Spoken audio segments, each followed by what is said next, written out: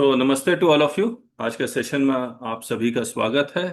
आइए चलो हम लोग नया चैप्टर शुरू कर रहे हैं, return of income, income tax 2025। Return of income एक बार बताइए मेरे को, कितने तरह के रिटर्न ऑफ इनकम है? इस तरह के। 7 7। अच्छा एक बात बताइए, रिटर्न ऑफ इनकम ये ड्यू डेट है, यहाँ पर मान लीजिए दिस इज ड्यू डेट और आपने रिटर्न ऑफ इनकम यहाँ फाइल किया है, इस जगह यहाँ यहाँ फाइल कर रहे हैं आप रिटर्न ऑफ इनकम, तो इसको कौन सा रिटर्न बोलेंगे? अगर ड्यू डेट तक अगर रिटर्न फाइल कर देते हैं, ओरिजिनल। Original return. आवाज किसकी गड़बड़ आ रही है? ये ओरिजिनल रिटर्न है। अगर यही रिटर्न आप यहाँ फाइल करते हैं इस जगह, तो बिलेटेड। Belated, belated return. और क्या ओरिजिनल रिटर्न और बिलेटेड रिटर्न रिवाइज हो सकता है? हाँ, अभी टिल दिसंबर तक हो सकता है। हमारे टाइम है लेकिन रिवाइज हो सकता है, करेक्ट है ना? Yes yes. यस। तो ओरिजिनल रिटर्न भी रिवाइज हो सकता है और बिलेटेड रिटर्न भी रिवाइज हो सकता है, करेक्ट? यस। पहले क्या था कि सिर्फ ओरिजिनल रिटर्न रिवाइज हो सकता था, अब इन्होंने ओरिजिनल प्लस बिलेटेड रिटर्न दोनों रिवाइज हो सकता है। अच्छा एक बात बताइए, what are the consequences of revising the return? मान लीजिए आपने 100 रुपए इनकम शो की थी, अब 120 कर दिया, क्या होगा? Revised return will be deemed as original return. Okay, तो revise return will be deemed as original return and revise return will completely replace the original return with dates, correct? Yes, sir.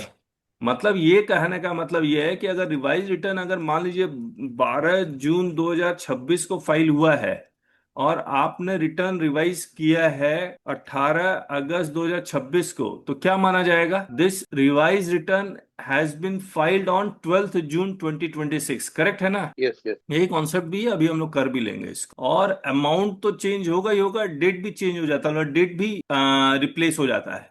लेकिन और एक consequences है, और एक consequences, आपको assessment का notice आएगा रिटर्न रिवाइज करने के बाद। रीजन ऑफ रिवाइज पूछते हैं ना सर वहाँ पे। Yes, reason of of revise. Revision पूछेंगे और मे जी भी असेसमेंट का नोटिस भी आ जाएगा। जी जी। और वो आपसे पूछेंगे क्यों रिवाइज कर रहे हैं आप 100 रुपए से 150 क्यों कर रहे हैं, उसका रीजन पूछेंगे। उसके बाद आप रीजन एक्सप्लेन करेंगे।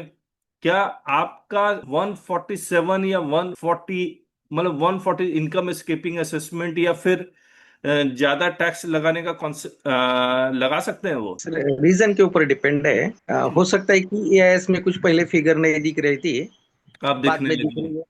जी जी ओके, जी, उसकी वजह से भी हो सकता है सर। ठीक है, तो one of the reason is AIS। और 26 AS revision मतलब 26 AS रिवीजन हो गया, या और क्लाइंट ने कुछ इन्फॉर्मेशन अधूरी दी थी, उसके बाद चेंज कर information not available at the time of clubbing, original. Clubbing करना भूल गए, है ना? करेक्ट एग्रीगेशन करना भूल गए, करेक्ट। डिडक्शन लेना भूल गए, रॉन्ग डेटा फाइल हुआ था। भाई रॉन्ग डेटा एंट्री हुआ था।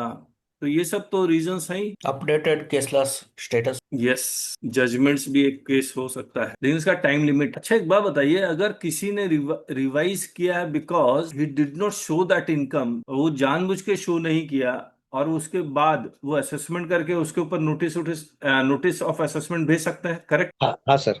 अगर असेसमेंट से बचना है और सब कुछ ऑटो करना है, जहां पर असेसमेंट की लाइबिलिटी, असेसमेंट की रेस्पॉन्सिबिलिटी ना आए डिपार्टमेंट पे, तो क्या करें, क्या किया जा सकता है? सर रिवाइज रिटर्न से कोई सस्पेंड नहीं होएगी। 148 का नोटिस ट्रिगर रिवाइज तो मल्टीपल टाइम कर सकता है रिटर्न को। हाँ, रिवाइज मल्टीपल टाइम हो सकता है। तो मल्टीपल टाइम कर सकता है, ये राइट है। तो मेरे हिसाब से ये क्वेश्चन भी नहीं करते रिवीजन क्यों की है, तो हमारा राइट है ये तो। नहीं नहीं, बिल्कुल क्वेश्चन होता है, हर हालत में होता क्वेश्चन होता है सर, रीजन देना पड़ता है अपने को वहाँ पे। है। हाँ, ड्रॉप डाउन नहीं आता है सर उधर। तो नहीं रिवाइज, होता, वो खाली सिर्फ एक्नॉलेज नंबर डाल के तुकते नहीं है सर उसमें। नहीं नहीं, रिवाइज वो किया उसमें। आपके केस में नहीं हुआ होगा, लेकिन होता है। अच्छा, इन्होंने एक कॉन्सेप्ट लेके आए अपडेटेड रिटर्न का। Excuse me sir, excuse me sir. हाँ सर हाँ, जब हम रिटर्न रिवाइज कर देते हैं तो एक सुप्रीम कोर्ट की जजमेंट है, अभी मुझे माइंड में नहीं आ रहा, उस हाँ, रिवाइज रिटर्न को हम ओरिजिनल रिटर्न नहीं मानेंगे। ओरिजिनल रिटर्न, ओरिजिनल रिटर्न नहीं मानेंगे। ओरिजिनल रिटर्न ही मानेंगे ना? हाँ जी, हाँ जी। हाँ हाँ, वो तो है ही, वो तो हमने डिस्कस कर ही लिया। चलिए, अपडेटेड रिटर्न अगर फाइल करते हैं तो आप अपडेटेड टैक्स रिटर्न और अपडेटेड रिटर्न के ऊपर टैक्स आप एक्स्ट्रा देते हैं, over and above normal tax. हाँ सर, यस सर। 2500 लगता है। और वो 25 है, 37 है, और भी ऊपर तक जाता है ना, कितने पुराना आप रिटर्न फाइल कर रहे हैं उसके बेसिस। हाँ सर, 50% भी लगता है कई जगह। हाँ, तो ये हम लोग अभी पढ़ेंगे, एकदम नया कॉन्सेप्ट है, इसको जैसे पेट पूजा के केस में क्या हुआ था, जो अनिमेश का केस था पेट पूजा में, उन्होंने क्या कहा कि आप अपडेटेड रिटर्न फाइल कीजिए, या फिर अच्छा एक बात बताइए, अगर नोटिस आया है, सिंपल नोटिस आया है कि आपने पेट पूजा में ये किया है तो ऐसा ऐसा आपको रिटर्न फाइल करना है, तो क्या करेंगे आप? अपडेटेड रिटर्न फाइल करेंगे या फिर पुराना ओरिजिनल रिटर्न तो आप रिवाइज कर नहीं सकते क्योंकि टाइम लिमिट चला जा चुका है। नहीं सर, 148 आएगा ना, 148 या 148 ये 148 आएगा। का नोटिस नहीं आया ना, सिर्फ एक एडवाइजरी आई। नॉर्मल आएगा तो फिर अपडेटेड ही करना पड़ेगा सर। अपडेटेड ही करना पड़ेगा, तो उन्होंने अपडेटेड रिटर्न ही फाइल, खैर। जी सर। अच्छा, ड्यू डेट रिटर्न फाइल करते वक्त आपको क्या क्या करना और होता है? EIS TIS वगैरह सब देख लेते हैं सर। सेल्फ असेसमेंट टैक्स पे करना होगा, जी। और सिग्नेचर, और भी कुछ है क्या? लॉस की रिटर्न है तो टाइम से भेजना जरूरी है। यस, लॉस रिटर्न है तो टाइम से भेजना जरूरी है, तो मैं ओरिजिनल रिटर्न में ही मैं लॉस रिटर्न भी डाल दूं क्या? यस। ठीक है, और कोई स्पेशल रिटर्न्स? कोऑपरेटिव सोसाइटी की एटीपी की डिडक्शन लेनी होती है, तो वो भी टाइमली फाइल करनी पड़ती है। किसकी कोऑपरेटिव सोसाइटी की, किसकी? कोऑपरेटिव सोसाइटीज जो होती हैं एटीपी की डिडक्शन लेते हैं, ओके, एटीपी। ओके। अच्छा मुझे एक बात बताइए, चैरिटेबल ट्रस्ट का अलग कॉन्सेप्ट है, एनपीओ, पॉलिटिकल पार्टीज एओपी, हैं, एसोसिएशन ऑफ पर्सन। ठीक है, वो तो चैरिटेबल ट्रस्ट या एनपीओ में आ ही जाएगा, AOP BOI. Yes. Political party, universities जो एग्जामिशन क्लेम कर रहे थे, तो इनका अलग रिटर्न ऑफ इन, जिसमें 139 subsection 4A 4B 4C 4D 4E 4F ऐसे जा रहा था, करेक्ट है ना? हाँ सर। अब मुझे ना फटाफट सेक्शन बता दीजिए, ये पूरा जो सेक्शन है वो कौन सा सेक्शन में है, ये रिटर्न का कॉन्सेप्ट, पुराना पुराना एक्ट का बता दीजिए। 139 है क्या? 139, और पैन लेना पड़ेगा। हम्म 139A ये हम लोग कर चुके हैं। ओरिजिनल रिटर्न का सेक्शन कौन सा है? 139(1), 139(1). बिलेटेड रिटर्न का 139(5), 139(4), 4 4 है, 4, 5 5 रिवाइज है। Revise, 5 revise. 139 subsection 5 revise return, हम्म ठीक है। एक और अच्छा, अपडेटेड रिटर्न का सेक्शन कौन सा है? 139(8). 139 सबसेक्शन 8A। अच्छा, 139 सबसेक्शन 9 किस चीज का है? डिफेक्टिव का। डिफेक्टिव रिटर्न का। सेल्फ असेसमेंट टैक्स का सेक्शन कौन सा है? 148। 140A, 148 140A। सिग्नेचर कहाँ लिखा होगा? वेरिफिकेशन का क्या? मुझे लग रहा है 139 का ही किसी सबसेक्शन में सिग्नेचर भी लिखा हुआ है। सिग्नेचर मतलब वेरिफिकेशन।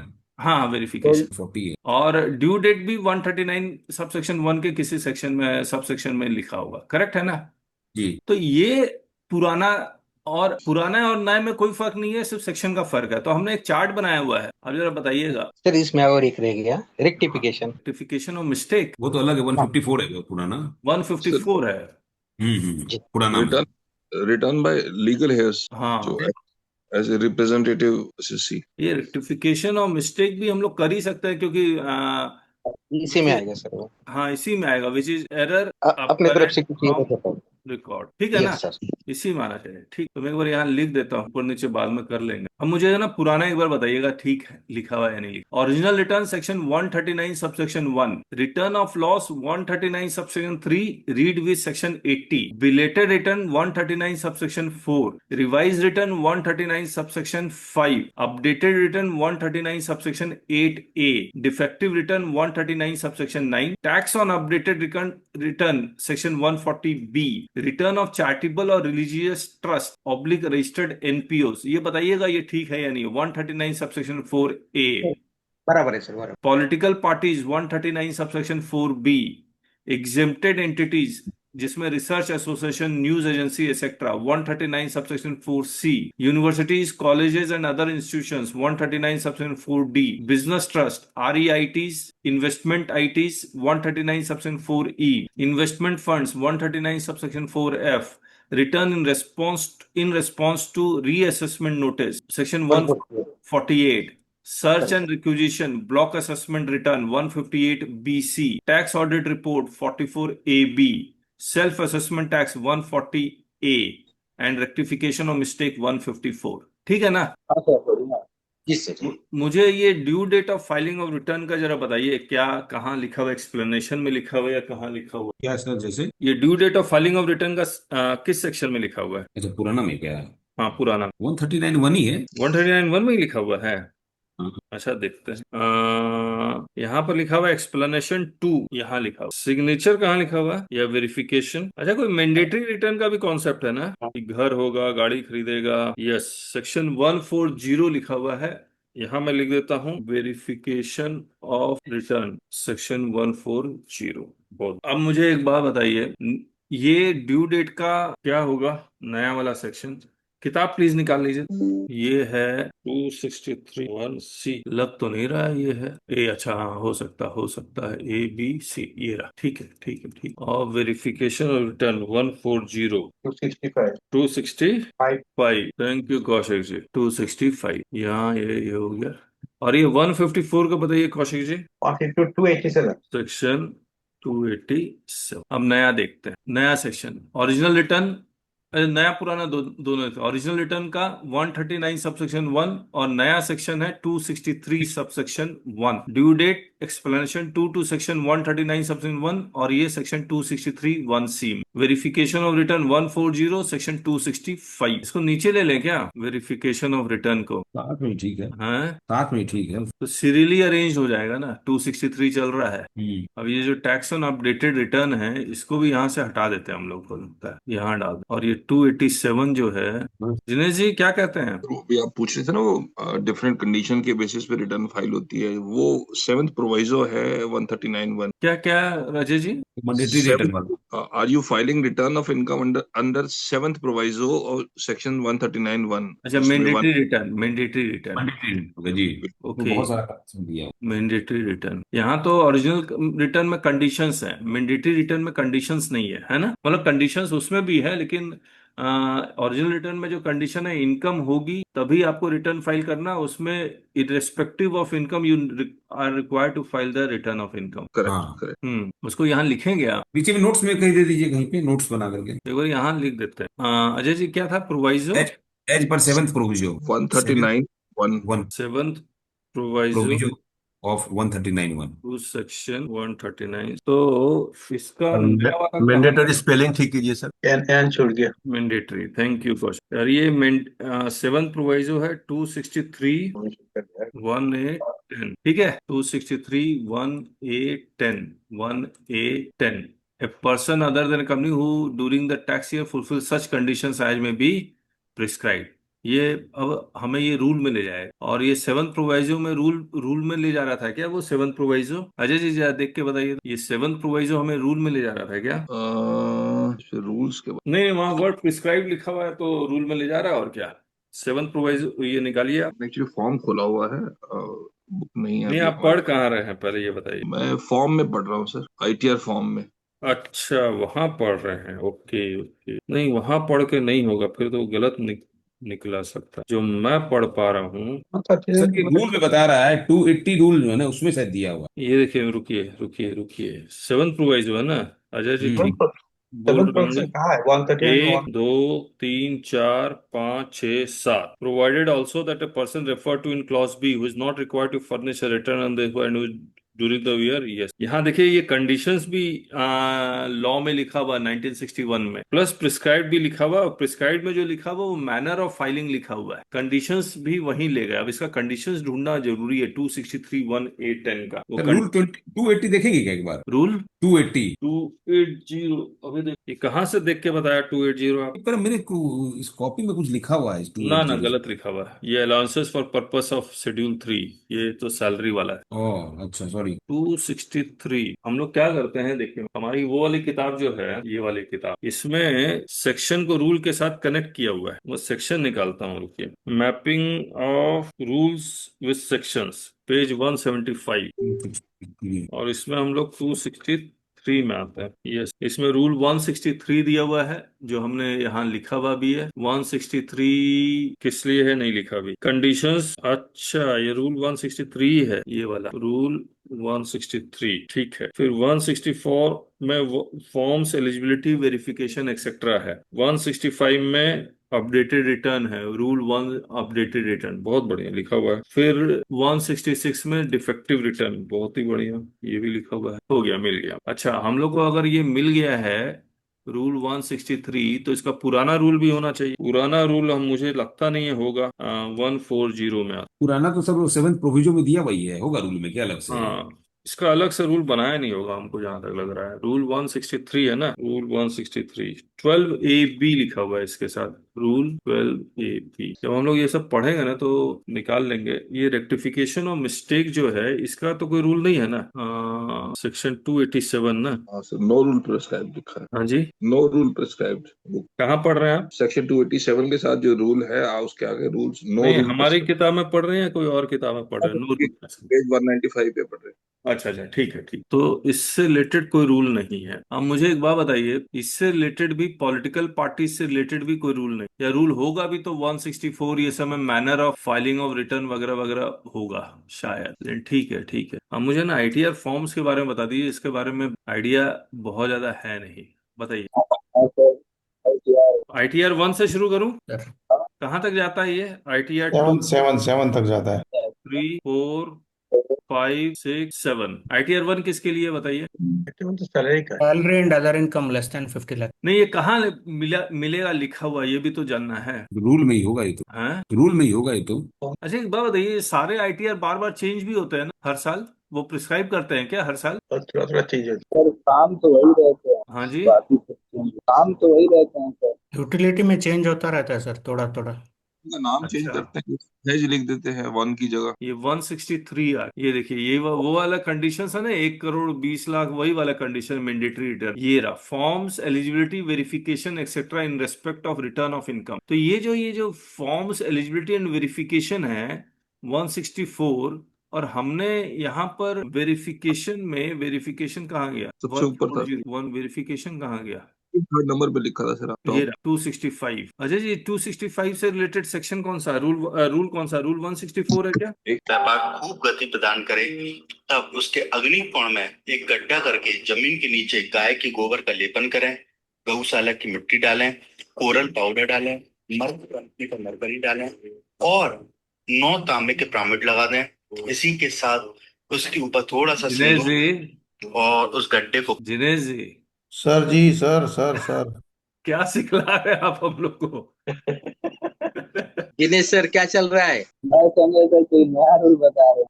अरे मैसेज आ गया था। अरे जिनेश जी, जरा हम लोग को हेल्प कीजिए। सर ये तो कॉपी पेस्ट मारो सर, क्या इसमें। तो ढूंढने में आप किताब लेके बैठना चाहिए आपको। आप क्या लेके बैठे हैं? आपके ऊपर पूरा दारोमदार आप हैं इस किताब को लिखने में। हाँ नहीं सर, ये पूरा गोबर का लेप उप लगा रहे हैं कहीं पर। वेरिफिकेशन ऑफ रिटर्न, मैं ये क्या क्या करूं? कोई तो हेल्प करे। आप लोग किताब लेके नहीं बैठते, देखिए आपको अंदाजा नहीं है आप कहाँ गड़बड़ कर रहे हैं, आप भूल जाएंगे सारा। सेक्शन 280 नहीं, कौन सा है? 265, 168 है, 168 है। 266 कोई रूल प्रिस्क्राइब नहीं है। 267 कोई रूल प्रिस्क्राइब नहीं, ठीक है। 280 कोई रूल प्रिस्क्राइब नहीं है। 287 कोई रूल प्रिस्क्राइब नहीं है। 294 में रूल 180 लिखा हुआ है, रूल 180। और यहाँ तो 160 में आ ही गए हम लोग।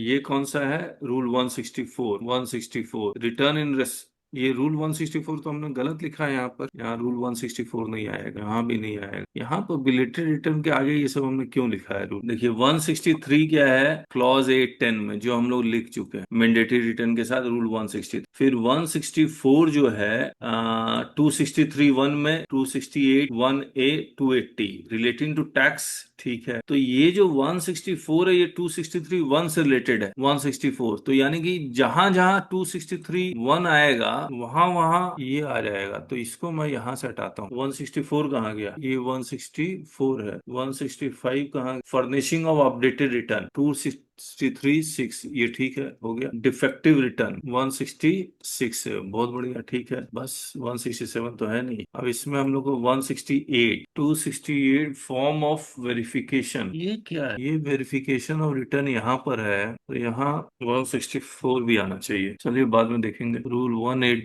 एक बार देख लेते हैं, फिर हम लोग आगे बढ़े। यस 180, ठीक है। अब हम लोग क्या करेंगे? टैक्स ऑडिट रिपोर्ट बाद में, पहले हम लोग ओरिजिनल रिटर्न, हम लोग क्या करेंगे, चैप्टर कैसे बनाएंगे, ओरिजिनल रिटर्न का अलग चैप्टर बना देंगे रूल के साथ। फिर उसी original return, due date, return of loss, ये पूरा अलग चैप्टर बन जाएगा। Belated return, revise return, updated return और अपडेटेड रिटर्न का टैक्स, ये वाला, इसका अलग चैप्टर बना देंगे। फिर ये return of charitable trust, political party, ये या तो अलग अलग चैप्टर बनाएंगे, या अगर एक साथ एक ही चैप्टर में आता है तो स्पेशल रिटर्न के नाम से एक चैप्टर बना देंगे, और इस तरह से करेंगे। कहिए क्या कह रहे हैं आप? Any idea? और तो जैसे अभी तो हमने बनाना शुरू किया है, ये ओरिजिनल रिटर्न है, इसको इसको जब हम लोग नेक्स्ट आपके साथ मिलेंगे तब पढ़ेंगे। आज हम लोग यहीं कंप्लीट कर रहे हैं, कल मिलते हैं। जी। जैसे जैसे आगे बढ़ेंगे सर, अब पता भी चलेगा कैसा चैप्टर खोलना है, क्या नहीं खोलना है, सब इम्पोर्टेंट टॉपिक है जो यार करना है, हमें करना है। हाँ हाँ, अब जैसे ओरिजिनल रिटर्न ऑफ इनकम, अब जब ओरिजिनल रिटर्न ऑफ इनकम कर रहे हैं तो हम लोग को इसके साथ ये भी करना पड़ेगा, कौन सा, मैंडेटरी रिटर्न। इसको हम लोग स्किप नहीं कर सकते। अब जैसे इसमें देखेंगे 263 1A 4 है, 5 6 7। अब यहाँ पर ये देखेंगे 263 1A, अब देखिए ये 5 है, university college business trust investment fund, लेकिन इनका रिटर्न फाइल करने का तरीका अलग दिया हुआ है। या तो हम इसी में लेके आए ओरिजिनल रिटर्न में चैप्टर में, या फिर इंडिविजुअल एचयू ऑफ कंपनी का जो बेसिक है जो हम लोग करते हैं दिन रात, उसको पहले कंप्लीट करें। तो मैं तो कोशिश करूंगा जो सीरियली चले, मतलब सेक्शन वाइज ही चले। अब जैसे ये लिखा हुआ है the person refer to in 1 2 5 6 7 and 9, तो 1 2 5 6 7 9, 1 2 5 6 7 9, यही है ना, 1 2 5 6 7 9। यस। अब यहाँ पर लिख रहा है कि आपको रिटर्न ऑफ इनकम फाइल करना है अगर आपकी इनकम थ्रेशोल्ड से ज्यादा हो, लेकिन 1 2 इनके लिए कह दिया कि भैया थ्रेशोल्ड से कोई मतलब नहीं है, आपको रिटर्न फाइल करना मैंडेटरी है। करेक्ट है ना। और ड्यू डेट यहाँ लिखा हुआ है, ड्यू डेट हमने चेंज कर दिया, 31 अगस्त वाला भी लेके आए। इसमें हम लोग को वो ये लिखा नहीं, ब्रैकेट क्लोज कहाँ कर, यहाँ और यहाँ फाइनेंस एक्ट लिखना पड़ेगा। फाइनेंस एक्ट 2026 में ये चेंज हुआ है। और ये verification of return of income, इसके साथ मुझे लिखना पड़ेगा भैया कौन सा रूल एप्लीकेबल है, तो इसका मुझे अलग से ही बनाना पड़ेगा कुछ। तो मैं आज दिन भर बैठूंगा और पढ़ूंगा ये सब। चलिए मैं एक चीज और दिखलाता हूँ, ये आप कंक्लूड करते हैं। कल हमने ये बनाया कनेक्टर से। प्रेसिडेंट समझते ना क्या होता है? मतलब एस्टेब्लिश। यस, जो चीजें एस्टेब्लिश हो गई दैट बिकम्स अ प्रेसिडेंट। और जितनी बार वो जजमेंट बार बार कोर्ट हो रहा है और कोर्ट उसको फॉलो कर रहा है, तो वो प्रेसिडेंट स्ट्रांग प्रेसिडेंट हो गया। बाइंडिंग हो जाता है। हाँ। अब देखिए इसमें हमने इसको कहा कनेक्टर को, ऑब्वियसली क्लॉड में कहा, उसने कनेक्टर को यूज करके ये जितने भी प्रेसिडेंट हैं वो उसने निकाल के बनाए, इतने अच्छे बनाए हैं टैक्स भाई। जैसे गेम्स क्राफ्ट का केस लेते हैं हम लोग, ये 425 पन्नों का केस। अब इस 425 पन्ने में बहुत सारे केसेस कोट किए गए होंगे, 417 पेज का है, बहुत सारे केसेस कोट किए गए। ये देखिए ये सारे, अब ये फॉलो हुए या नहीं हुए एक बार हम लोग देख लेते हैं। सुंदर नहीं, तो इसने गेम्स क्राफ्ट का कौन सा केस पकड़ा है वो एक बार देखते हैं ताकि हम लोग को समझ में आए। मैं भी आपके साथ अभी कर रहा हूं इसको। ये 1 पॉइंट किस में है, ये इसका नंबर क्या है, 1.18। तो ये 1.2 1.18 आता हूं, सॉरी 1.8 है, सॉरी 1.18, गलत क्यों कर, 1.18 में ये इसने कितने हैं, 1 2 3 4 5 म्यूचुअलिटी 5 केस निकाले। अब ये वाले केस में देख लेता हूँ, मिल जाना ये रहा। तो इसने इस तरह से केस निकाल लिया और इसका साइटेशन भी दे दिया, ये प्रिंसिपल भी अप्लाई कर दिया। कौन कौन से, ये क्या है, टू पैरा नंबर में ये कोटेड है, 248 253 286 एंड 287। इसको भी देख लेते हैं। ये पैरा नंबर कुछ गलत लिया पैरा नंबर क्या किया है पता है आपको? हाँ, अपने हिसाब से पैरा किया है क्या? इसने वहां से ऊपर से लेकर नीचे तक जोड़ दिया, ये पैरा नंबर नहीं लिखा है इसने, इसको ये पैरा नंबर लिखना चाहिए था, 86.1 वगैरह। इसको मैं ठीक करवाऊंगा। ये पैरा नंबर इसने ना अपना डाल दिया है, लग रहा है। गिनता है क्या अपने हिसाब से? हैं? अपने हिसाब से गिनने लगा पैरा? हाँ, अपने हिसाब से गिन दिया, इसको ठीक करवाना हो। ये डॉक्ट्रिन टैग नहीं भी नहीं सर, लगाया 1 मिनट। साइड पे हाँ, सीरियल नंबर क्या लिखा है? इस साइड पे कैसी? सीरियल नंबर साइड पे सीरियल नंबर लिखा है ना, पैरा नंबर के बाजू में सीरियल नंबर लिखा है, देखो। ट्रीटमेंट और ये कॉलम में ये इसका तो कहाँ? ये तो वो है ना, हम लोग का जो सीरियल नंबर है जो हमने जजमेंट में डाला है, अच्छा, अपना सीरियल नंबर वाला, वो ये वाला, वाला, अच्छा जैसे अच्छा। 1.1 1.2 1. हम्म। ये वो है extended limitation wilful substance mens rea. अब ये क्या होगा जब कोई कनेक्टर से सवाल करेगा, इस पूरे वर्ड डॉक्यूमेंट को हम लोग अपलोड कर देंगे कनेक्टर में। अब जब कोई सवाल करेगा कि मुझे है ना रॉयल्टी के बारे में चाहिए, तो तुरंत ढूंढ लेगा, आपका टोकन भी कम यूज होगा। अब जैसे फी वर्सेस लाइसेंस से रिलेटेड आपका कोई आपको फैक्ट को चैलेंज करना है, तो वो ये लिबर्टी सिनेमा का ये वाला रेफरेंस लेके वो चैलेंज कर देगा। अब जैसे liberty cinema case on fees versus licence reference para 7 14 and 17 1.9, इसमें साइटेशन क्यों नहीं लिखा है मुझे नहीं समझ में आ रहा है। एक बार चेक करता हूँ, रुकिए। 1.9 ये लिबर्टी है ना, ये रहा लिबर्टी। अब लिबर्टी सिनेमा में इसका पैरा नंबर 25 है, ये अपने से निकाल लिए। चलिए आप लोगों से बात किया तो समझ में आया, बहुत ही बढ़िया। चलिए।